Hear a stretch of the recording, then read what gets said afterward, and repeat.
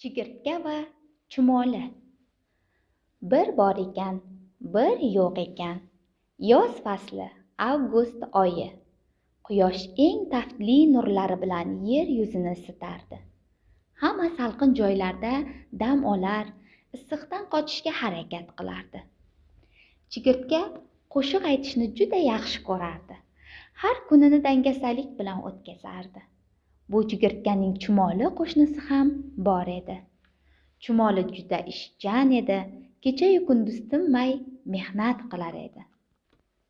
Yaqinlashib kelayotgan qish uchun ozuqa yig'ar edi, o'zidan katta qoplarni aravasiga solib, omborga amallab olib borardi.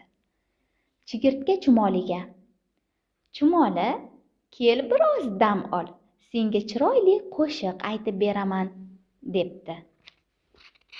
Chumoliga bu gap umuman yoqmabdi. "Hozir dam olish payti emas, ishlash payti", deb javob beribdi. Chigirtka qish haqida umuman o'ylamasdi ham, faqat qo'shiq aytish bilan ovora. Birini tugatib, ikkinchisini boshlardi. Dangasalik qilardi. Yoz payti osongina yegulik topar ekan, shuning uchun yoz mavsumi hech ham tugamaydigandek tuyulardi unga. Shunday qilib kunini o'tkazar edi. Chigirtka shunaqangi dangasa ediki, peshingacha uxlab yotaverarkan, havo buncha issiq bo'lmasa, soyada qo'shiq aytib biroz dam olay. Shu taxlit kunlar o'tib boraveribdi. Chumoli tinmay ishlar, bir tomondan yegulik to'plar, bir tomondan esa qishni o'tkazish uchun uy qurardi. Chumoli soz ovozidan, qo'shiqlardan to'yib ketibdi. Chigirtkaga: "Chigirtka, qish uchun ozuqa yig'ishing kerak, bo'lmasa ochlikdan o'lib qolasan", deb uni ogohlantiribdi. Dangasa chigirtka: "Mendan xavotir olma, chumoli birodar, qishga hali ancha bor", deb javob beribdi. Chumoli: "Men ogohlantirdim", debdi. Chigirtka chumolining gaplariga quloq solmabdi, xandon kulibdi. So'ng qo'shiq aytishda davom etibdi. Dangasa chigirtka: "Ishlash men uchun emas", derkan, ishlamaganlarning qorni to'ymaydi, dangasalik bilan hech nimaga erishib bo'lmaydi, deganlarning ustidan kular edi. Har kunini xursandchilik bilan o'tkazardi. To'xtamay ishlayotgan hayvonlarga esa achinardi. "Bechoralar, qanday yashashni bilishmaydi, faqat ishlaydi-ya", derdi. Kunlar qanday o'tganini sezmay qolibdi.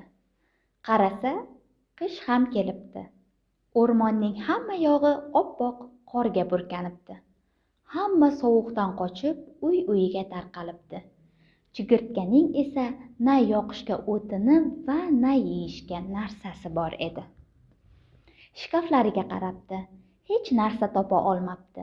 Juda xafa bo'libdi. Och qorniga qo'shiq ham aytgisi kelmabdi. Xayoliga qo'shnisi chumoli kelibdi. Hozir u issiqqina uyda o'tirgandir, dasturxonida pishiriqlar u somsalar bo'lsa kerak, deb o'ylabdi.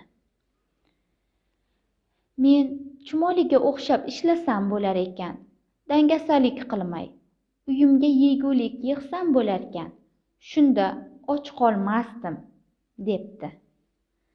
Nihoyat chumolidan yordam so'rashga qaror qilibdi.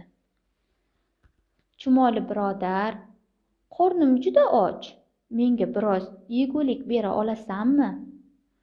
Chumoli qo'shnisiga rahmi kelibdi. "Nihoyat aqling kiribdi-da. Boshqa dangasalik qilmaslikka so'z bersang, seni ichkariga kirgizaman", debdi. Chigirtka juda xursand bo'libdi. Oqko'ngil, yordamsevar qo'shnisiga rahmat aytibdi. Boshqa dangasalik qilmaslikka so'z beribdi.